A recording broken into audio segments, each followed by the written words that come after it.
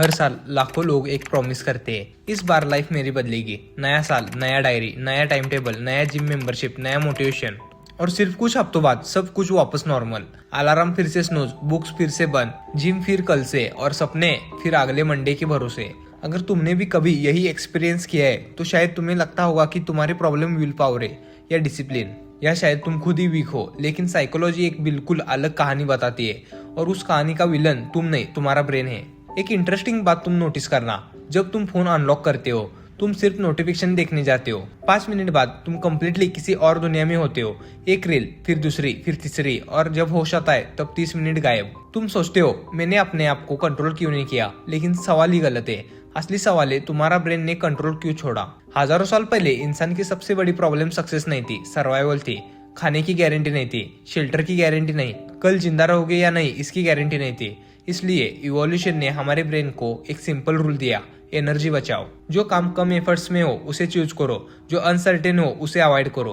उस वक्त ये सिस्टम परफेक्ट था, लेकिन दुनिया बदल गई। ब्रेन के बेसिक रूल्स उतने नहीं बदले।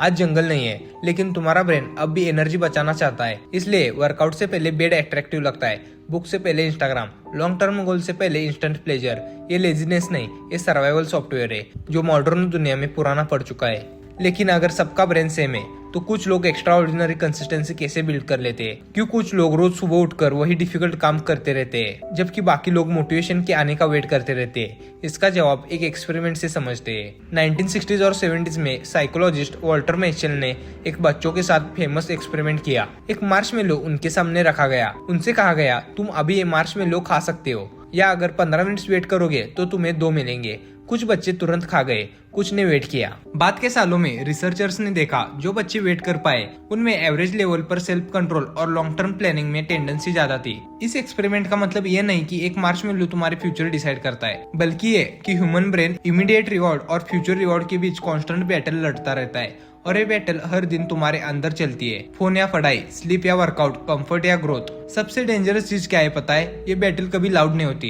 कोई ड्रामेटिक म्यूजिक नहीं बजता, कोई वार्निंग नहीं आती, सिर्फ एक छोटा थॉट आता है, बस आज रहने देते। और इसी सेंटेंस ने कितनी बुक्स कभी लिखने नहीं दी, कितने बिजनेसेस कभी शुरू नहीं होने दिए, कितने टैलेंटेड लोग एवरेज बनकर रह गए। जेम्स क्लियर अपनी बुक एटॉमिक हैबिट में एक पावरफुल बात लिखते हैं। लोग सोचते हैं उनकी लाइफ गोल से चेंज होगी, लेकिन रियलिटी में लाइफ सिस्टम से चेंज होती है। अगर तुम्हारा सिस्टम हर दिन डिस्ट्रैक्शन क्रिएट करता है तो मोटिवेशन कितनी भी हो वो धीरे धीरे खत्म हो जाएगी।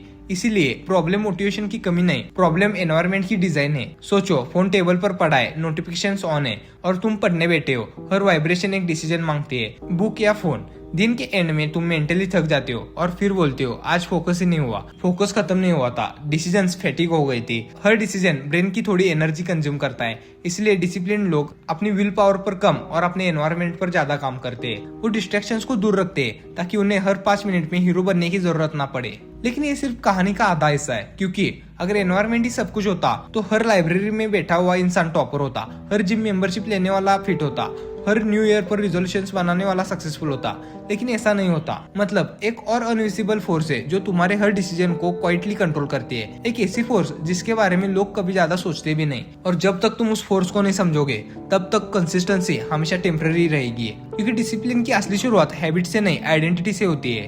हर इंसान अपनी लाइफ में एक अनविजिबल प्रिजन लेकर घूमता है। उस प्रिजन की दीवारें कंक्रीट की नहीं बनी होती, वो बनी होती है एक सेंटेंस से, मैं ऐसा ही हूँ, मैं डिसिप्लिन नहीं हूँ, मैं जल्दी बोर हो जाता हूँ, मैं कंसिस्टेंसी मेंटेन नहीं कर सकता। ये सेंटेंसेस सिर्फ थॉट नहीं होते, ये तुम्हारी आइडेंटिटी बन जाते हैं। और साइकोलॉजी का एक सिंपल रूल है, ब्रेन हमेशा उस आइडेंटिटी को प्रोटेक्ट करता है जिस पर वो बिलीव करता है। इसीलिए जब तुम खुद को बोलते हो मैं प्रोकास्टिनेटर हूँ, तो तुम्हारा ब्रेन हर बार प्रोकास्टिनेशन को जस्टिफाई करने के लिए रीजन ढूंढता है। तुम्हें लगता है तुम डिसीजंस ले रहे हो, रियलिटी में तुम सिर्फ अपनी पुरानी आइडेंटिटी को प्रूव कर रहे हो। सोचो, एक एक्टर स्टेज पर विलन का रोल प्ले करता है, 2 घंटे तक वो विलन ही रहता है, लेकिन जैसे ही कैमरा बंद होता है वो रोल खत्म। प्रॉब्लम तब शुरू होती है जब इंसान अपनी टेम्पररी हैबिट्स को परमानेंट आइडेंटिटी बना देता है। एक दिन वर्कआउट मिस किया और तुम बोलते हो मैं लेजी हूँ। एक एग्जाम खराब गया, मैं इंटेलिजेंट नहीं हूँ। एक बिजनेस फेल हुआ, मैं सक्सेसफुल नहीं बन सकता। एक इवेंट पुरानी आइडेंटिटी बन जाती है, और वही सबसे बड़ी साइकोलॉजिकल मिस्टेक है।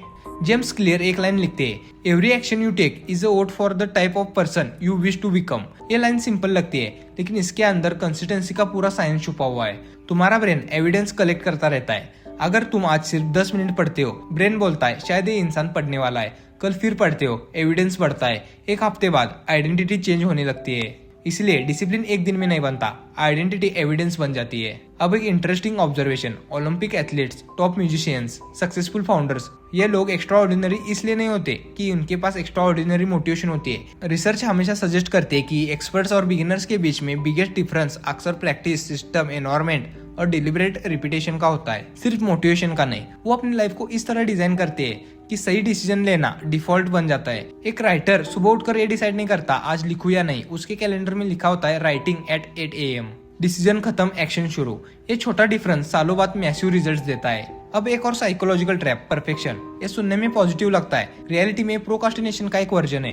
तैयारी कंप्लीट होने दो, परफेक्ट नोटबुक मिलने दो, परफेक्ट कैमरा आ जाए, परफेक्ट मंडे से स्टार्ट करूंगा। और इसी वेट में महीने निकल जाते हैं। ब्रेन को परफेक्शन पसंद है, क्यों? क्योंकि परफेक्शन का मतलब है एक्शन पोस्टपोन करना, और पोस्टपोन करने का मतलब है रिस्क को अवॉइड करना। लेकिन ग्रोथ कभी परफेक्शन कंडीशन में नहीं होती, ग्रोथ इनपरफेक्ट एक्शन से ही होती है। एक और कंसेप्ट, साइकोलॉजिस्ट इसे कहते हैं प्रेजेंट बायस। ह्यूमन ब्रेन करंट रिवॉर्ड को फ्यूचर रिवॉर्ड से नेचुरली ज्यादा वैल्यू देता है। इसलिए एक चॉकलेट 6 पैक से ज्यादा अट्रैक्टिव लगती है, एक रील डिग्री से ज्यादा एक्साइटिंग लगती है, और एक स्नूज हेल्दी लाइफ से ज्यादा कंफर्टेबल लगता है। ये वीकनेस नहीं, ये डिफॉल्ट वायरिंग है। लेकिन ये वायरिंग परमानेंट नहीं।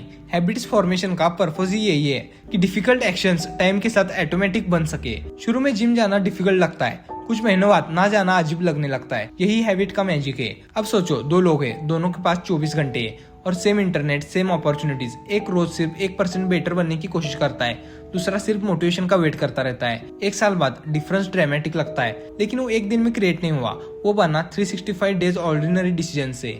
इसीलिए लाइफ का सबसे डेंजरस सेंटेंस ये नहीं है कि मुझसे कुछ नहीं होगा, सबसे डेंजरस ये है कि आज नहीं कल। क्योंकि कल कभी कैलेंडर पर नहीं आता, जब कल आता है तब उसका नाम आज हो जाता है। और शायद यही कंसिस्टेंसी का सबसे बड़ा सीक्रेट है। डिसिप्लिन मोटिवेशन नहीं, आइडेंटिटी है। मोटिवेशन फ्यूल हो सकता है, लेकिन स्टीयरिंग व्हील सिस्टम के हाथ में ही होता है। अगर तुम सिर्फ मोटिवेटेड होना चाहते हो तो तुम सिर्फ कुछ दिन चलोगे। अगर तुम अपनी आइडेंटिटी बदल देते हो तो तुम रुकोगे ही नहीं, क्योंकि उसके बाद तुम एक्शंस इसलिए नहीं लोगे कि तुम्हारा मूड है, तुम एक्शंस लोगे क्योंकि ये वही इंसान करता है जो मैं बन चुका हूँ। और उस दिन कंसिस्टेंसी स्ट्रगल नहीं रहेगी, वो तुम्हारी पर्सनैलिटी का हिस्सा बन जाएगी। और एक दिन लोग तुम्हें देखकर बोलेंगे, यार तू इतना डिसिप्लिन कैसे है? और शायद तुम बस मुस्कुराओगे, क्योंकि तुम जानते हो कि डिसिप्लिन कभी एक बड़े डिसीजन से नहीं बनता, वो बनता है छोटे छोटे डिसीजन से, फिर एक और, फिर एक और जब दुनिया रिजल्ट देख रही थी, तुम सिर्फ अपने आइडेंटिटी को रोज वोट दे रहे थे, हर दिन। और शायद जिंदगी का सबसे बड़ा सीक्रेट भी यही है, तुम्हारा फ्यूचर एक दिन में नहीं बदलता, वो बदलता है उन डिसीजन से जो कोई देख भी नहीं पाता। तो अगली बार जब तुम्हारा ब्रेन तुमसे कहे, एक बार रुकना और तुम खुद से एक सवाल पूछना, क्या मैं आज अपनी पुरानी आइडेंटिटी को एक और वोट दूंगा, या उस इंसान को जो मैं सच में बनना चाहता हूँ? क्योंकि कंसिस्टेंसी मोटिवेशन से नहीं आती, कंसिस्टेंसी आइडेंटिटी से आती है। और जिस दिन तुम्हारी आइडेंटिटी बदल गई, उस दिन तुम्हारी जिंदगी भी बदलना शुरू हो जाएगी।